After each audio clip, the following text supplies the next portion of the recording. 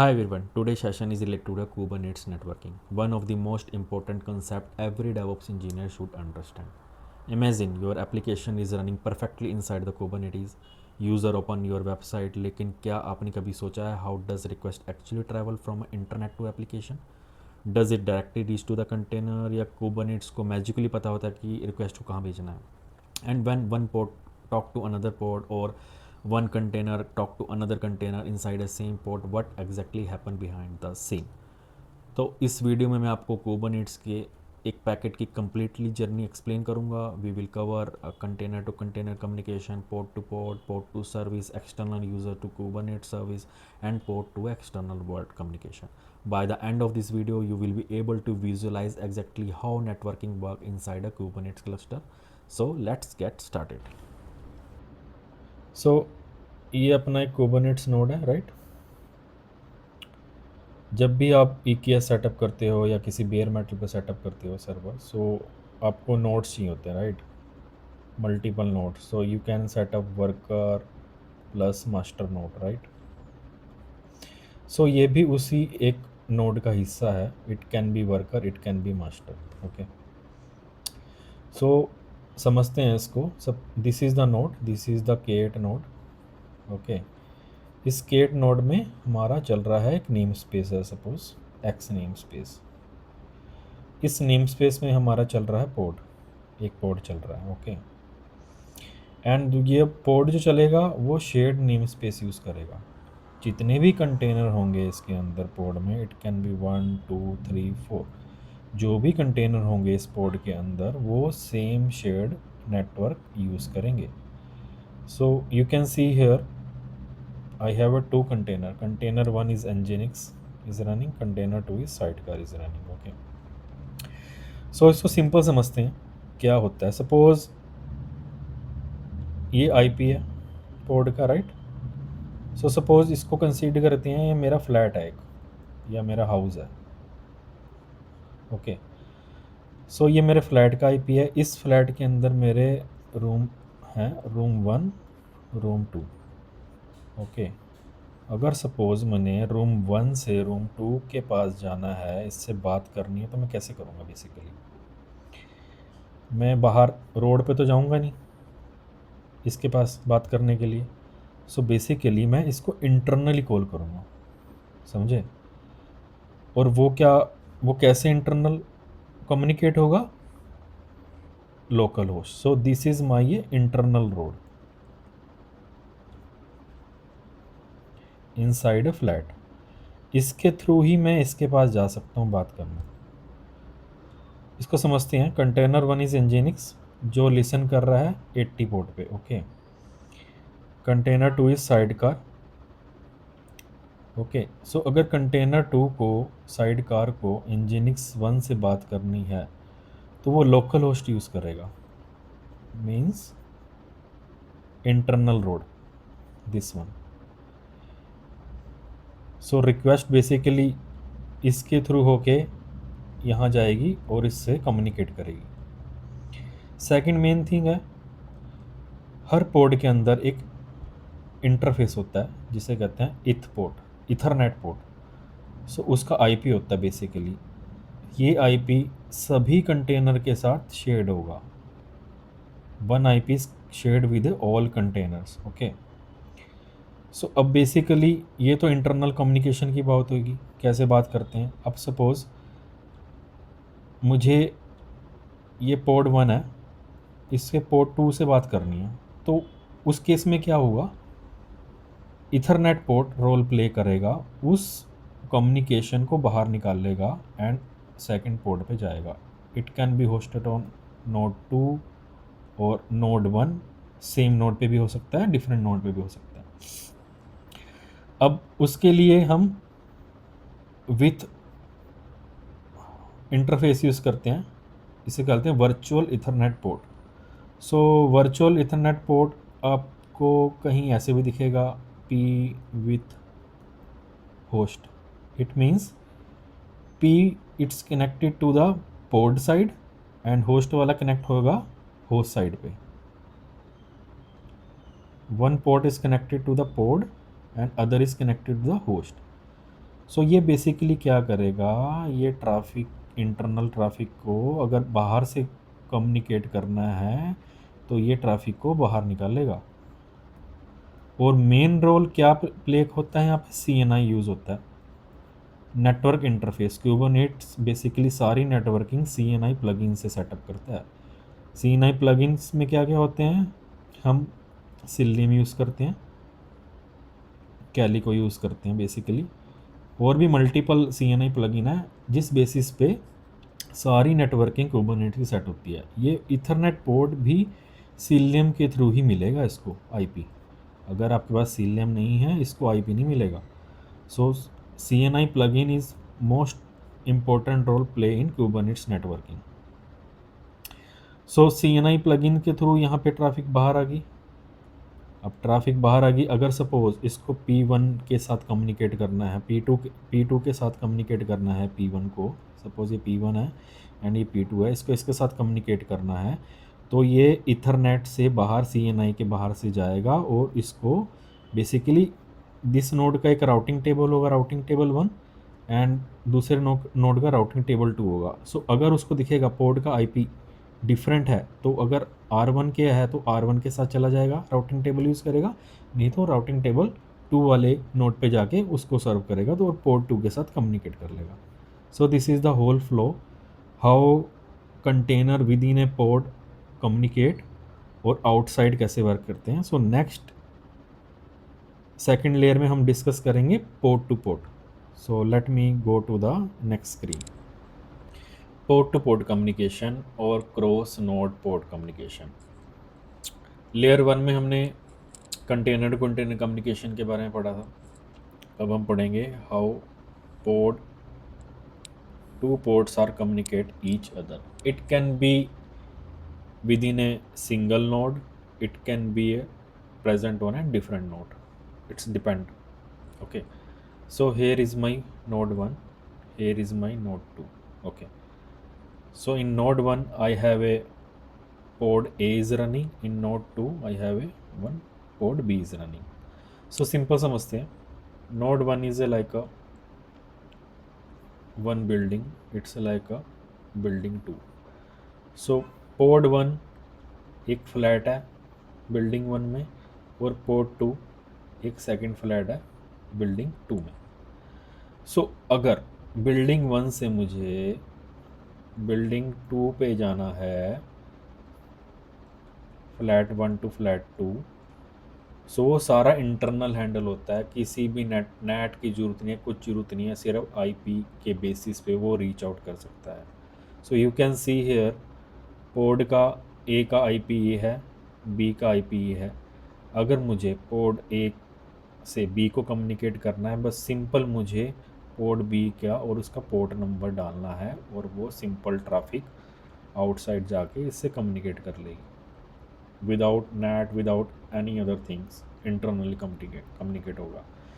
So container to container में हमने पढ़ा था कि लोकल होस्ट से ही कम्युनिकेट होता है, राइट। अब पोर्ट टू पोर्ट में कम्युनिकेट होता है IP कोलन पोर्ट, ये डिफरेंस है, ठीक है। अब 2 सिनेरियो समझते हैं। सबसे पहले समझते हैं अगर नोड 1 में बोथ पोर्ट एग्जिस्ट करते हैं, नोड 1 में पोर्ट 1 है, पोर्ट 2 है, तो ये कैसे कम्युनिकेट करेंगे। सो रिक्वेस्ट जाएगी बाहर, ठीक है, इथरनेट पोर्ट से, जैसे हमने लास्ट में डिस्कस किया था कि अगर पोर्ट से कोई भी ट्रैफिक बाहर जाएगी वो इथरनेट पोर्ट से ही जाएगी, CNI से ही बाहर जाएगी। और एक पोर्ट होगा ईथरनेट पोर्ट जो होस्ट से उसको कनेक्ट करेगा बेसिकली। तो अगर सेम पोर्ट सेम नोड में पोर्ट है तो वो डायरेक्ट L2 से स्विच हो जाएगा, L2 लेयर से बेसिकली स्विच हो जाएगा। सो क्यों होगा बेसिकली, सो नोड 1 में राउटिंग टेबल्स होते हैं, राउटिंग टेबल आपको पता है, राइट। उसमें सभी इंफॉर्मेशन होती है, उस नोड में जितने भी IP, जितने भी पोर्ट हैं और उन पोर्ट पे जितने भी IP असाइन है, वो सब की इंफॉर्मेशन इस राउटिंग टेबल में होती है, ठीक है। अब इस राउटिंग टेबल को तो पता है भाई अब मेरे पास मेरे नोड में कितने पोर्ट हैं वो सबकी इन्फॉर्मेशन इसके पास है। सो अगर हम पोर्ट ए को पोर्ट बी से कम्युनिकेट करते हैं, अगर वो सेम नोड के अंदर है तो वो राउटिंग टेबल कहेगा कि भाई ये तो मेरा ही आईपी है, ये तो नोड 1 का ही आईपी है, मैं इसको बाहर क्यों भेजूँ। तो वो डायरेक्ट L2 पाथ से इसको भेज देगा और वो सेम नोड में L2 स्विच से वो कम्युनिकेट हो जाएगा। सेकेंड थिंग इज, अगर डिफरेंट पोर्ट है, आईपी डिफरेंट है, ठीक है, बट ये आईपी की इंफॉर्मेशन नोड 1 के राउटिंग टेबल में होएगी ही नहीं। सिंपल है, उसकी तो सिर्फ नोड 1 की है, उसका राउटिंग टेबल अलग है नोड 2 का, तो उसमें इंफॉर्मेशन उसकी नोड 2 में होगी। सो अगर मुझे पोर्ट बी को कम्युनिकेट करना है नोड 2 के, सो ये सिंपल ट्रैफिक जाएगी यहाँ पे, इथरनेट पोर्ट से बाहर निकली, C9 ब्रिज से बाहर निकली, सीलियम से निकली बाहर, ठीक है। राउटिंग टेबल ने देखा ये आईपी मेरे पास तो है नहीं, तो उसने बाहर भेजा। CNI ओवरले, CNI ओवरले क्या होता है बेसिकली, ये एक कोरियर का रोल प्ले करता है। ओके, एक कोरियर बॉक्स बनाया उसने और सारी वो इन्फॉर्मेशन डाल दी जो पोर्ट एक सेंड करना चाहता है, ठीक है, ये सारी इन्फॉर्मेशन डाल दी। सो बेसिकली CNI ओवरले करेगा रिमोट कम्युनिकेशन के लिए। Remote means outside of the node remote communication happen होएगी ओवरले से। सो ये भेजेगा इसको नोड 2 का राउटिंग टेबल को, भाई ये कोरियर ले, ये तेरे पास आ गया। तो वो नोड 2 राउटिंग टेबल क्या करेगा, इस कोरियर को हटाएगा, इन्फॉर्मेशन यहाँ से एक्सट्रैक्ट करेगा और वो ब्रिज के थ्रू इथरनेट पोर्ट से पोर्ट बी को सेंड कर देगा एंड कम्युनिकेशन हैपन होगी। सिंपल है, समझ गए। अब सेकंड थिंग क्या है, बेस्ट प्रैक्टिसेस हम क्या यूज़ करते हैं, हम कभी भी IP कोलन पोर्ट यूज़ नहीं करते कम्युनिकेट के लिए।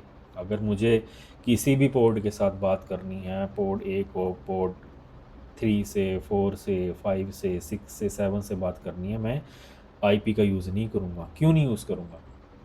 सो जब भी तुम कुबरनेट्स में पोर्ट रन करते हो, ठीक है, डिप्लॉयमेंट करते हो, तो पोर्ट रीस्टार्ट होता है, उसका IP चेंज होता है, तो ये IP रिटेन नहीं रहता, ये डायनेमिक है, इट्स अ नॉट स्टैटिक, ये चेंज हो जाएगा। सो क्या करेंगे उस केस में, हम यूज़ करेंगे SVC। SVC means service. So एक और टर्म है क्यूब प्रोक्सी। आपको पता होगा kube proxy each and every node पे रन करती है, जो ऑल IP टेबल्स हैंडल करती है, जिसके पास सभी इन्फॉर्मेशन होती है IP टेबल्स की। जब भी कोई रिक्वेस्ट जाती है, ये सर्विस नेटवर्किंग करती है और लोड बैलेंसिंग करती है, ठीक है, ये सब हैंडल करती है क्यूब प्रॉक्सी। सो बेसिकली हम एक सर्विस बनाएंगे, एक SVC बनाएंगे, हर एक मतलब कि हर एक नेम स्पेस में जितने भी बैक एंड का पोर्ट है, फ्रंट एंड का पोर्ट है, या किसी का भी पोर्ट है, उसकी SVC बनती है, राइट। उस YAML फाइल में हम क्लस्टर IP इंफॉर्मेशन IP डालते हैं, पोर्ट डालते हैं, सारी बनती हैं उसकी YAML फाइल। तो उसका एक एंड पॉइंट होता है SVC local end point, right. जैसे my service dot SVC dot cluster dot local port, ठीक है।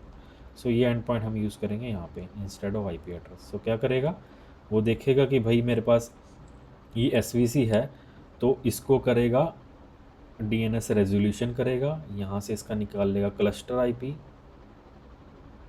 और क्यूब प्रोक्सी को सेंड करेगा। क्यूब प्रोक्सी चेक करेगा कौन से क्लस्टर का IP है और वहाँ पे उसको भेजेगा और उस पोर्ट के अंदर चला जाएगा using SVC।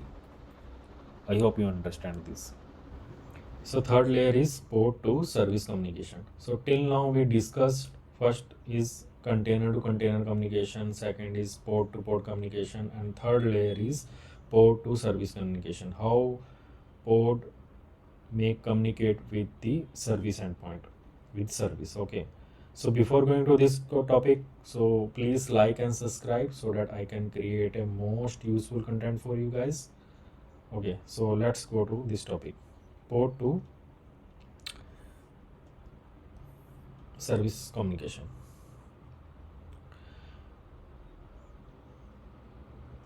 So you know basically pod is like a in pod to pod communication. We saw pod provide a dedicated IP, but pod to pod we need to use IP colon port, but is not a good way to use that. Okay, so we use a service endpoint because pod is ephemeral. So once you create, once you deploy any application, it will recreate the pod.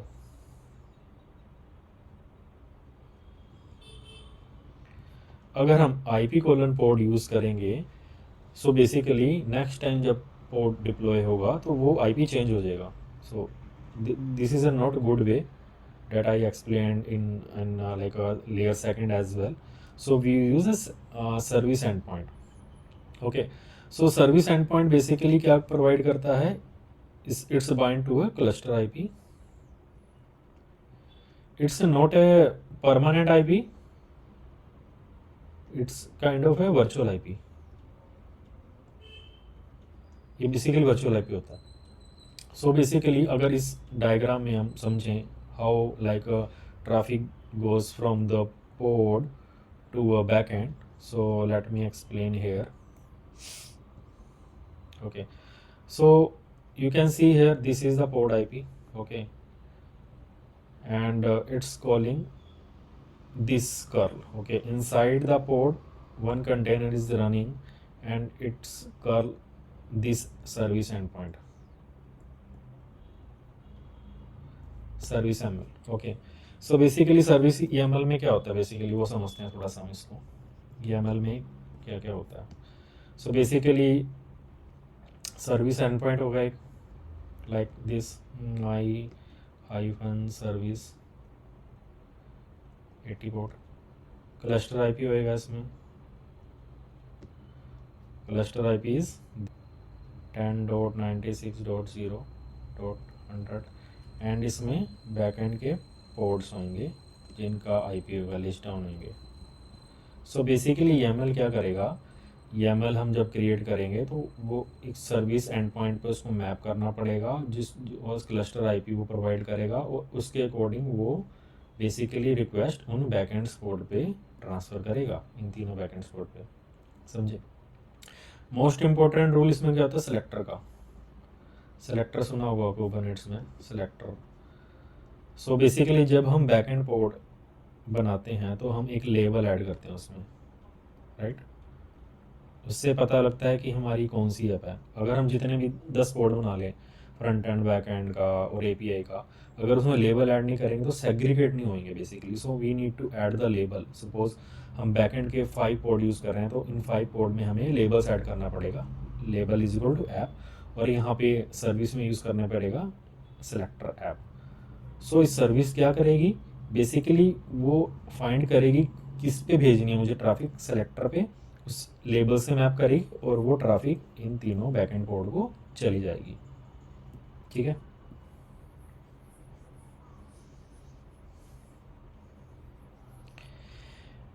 अब उसके बाद basically क्या होता है, अब आते हैं हम यहाँ पे बेसिकली क्लस्टर IP आ गया. सो DNS रेजोल्यूशन हुआ, core DNS basically it's resolve the DNS रेजोल्व हुआ और उसके बाद ट्रैफिक आ गई क्यूब प्रॉक्सी के पास. सो हमने कल भी डिस्कस किया था क्यूब प्रॉक्सी बहुत इंपॉर्टेंट रोल प्ले करता है इसमें. सो बेसिकली क्यूब प्रॉक्सी क्या करता है, इट्स कन्वर्ट. बेसिकली जब रिक्वेस्ट कन्वर्ट होती है DNS रिजोल्व से कोर DNS पे एंड क्लस्टर IP आ जाता है उसके पास, तो वो बेसिकली क्यूब प्रॉक्सी क्या करता है, सर्विस को वॉच करता है, एवरी सर्विस को वॉच करता है एंड एवरी बैकएंड पोर्ट को ट्रैक करता है. बेसिकली नेटवर्किंग रूल क्रिएट करता है एंड ट्रैफिक को पोर्ट तक सेंड करता है. This is the main rule. और ये कहाँ से इंफॉर्मेशन आती है क्यूब प्रॉक्सी के पास, क्यूब API से.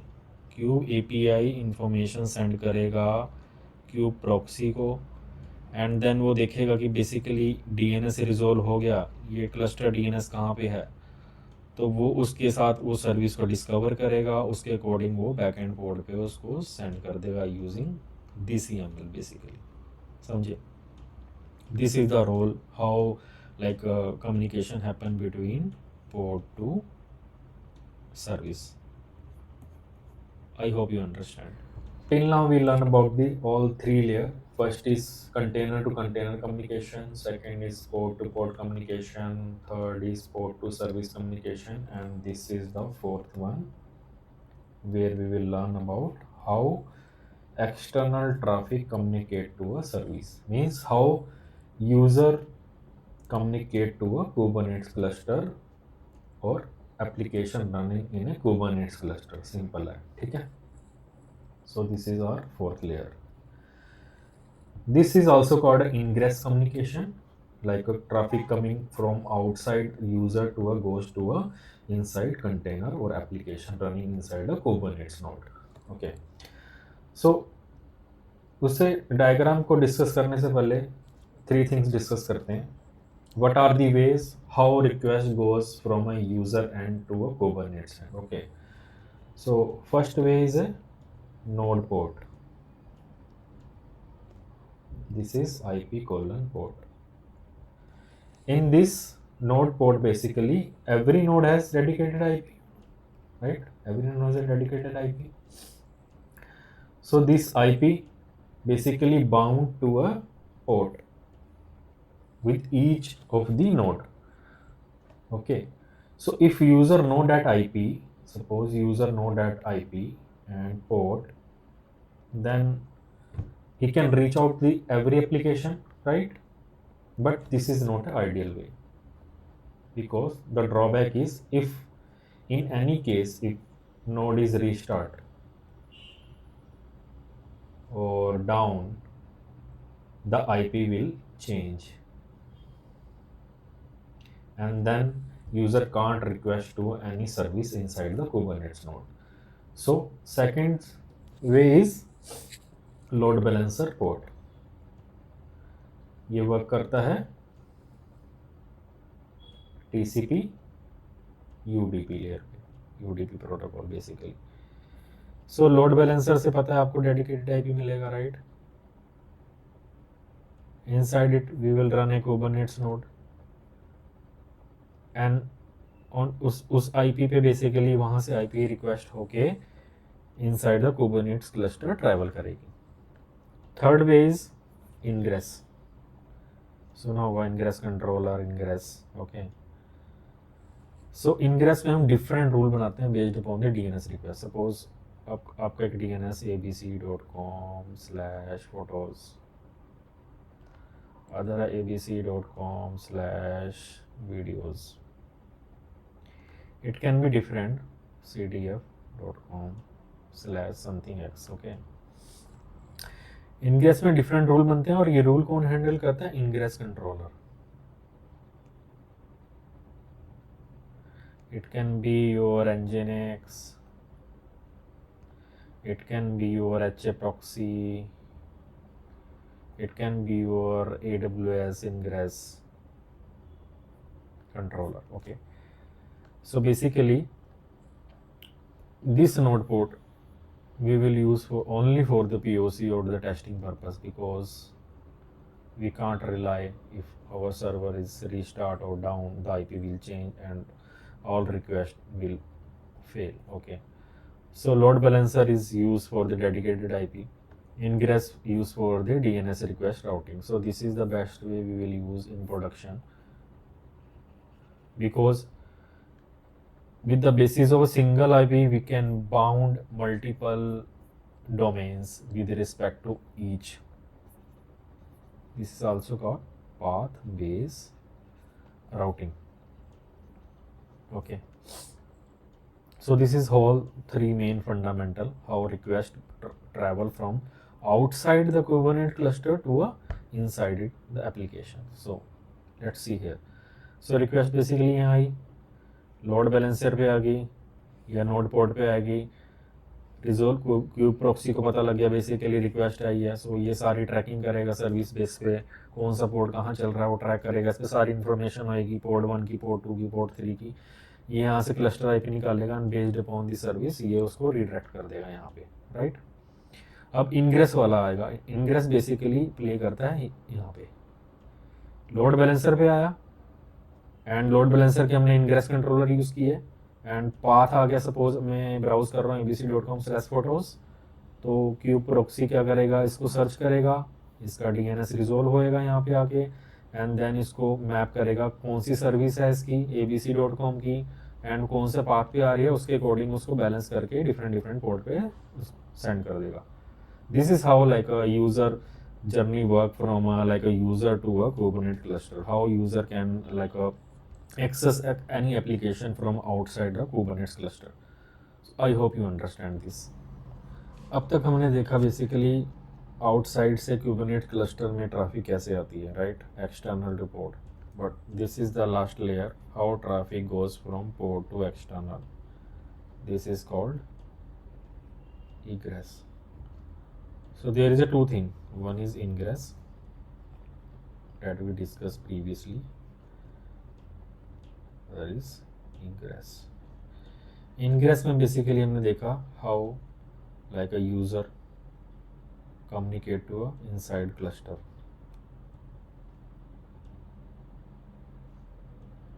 Egress में हम देखेंगे basically how inside pod communicate to the outside world.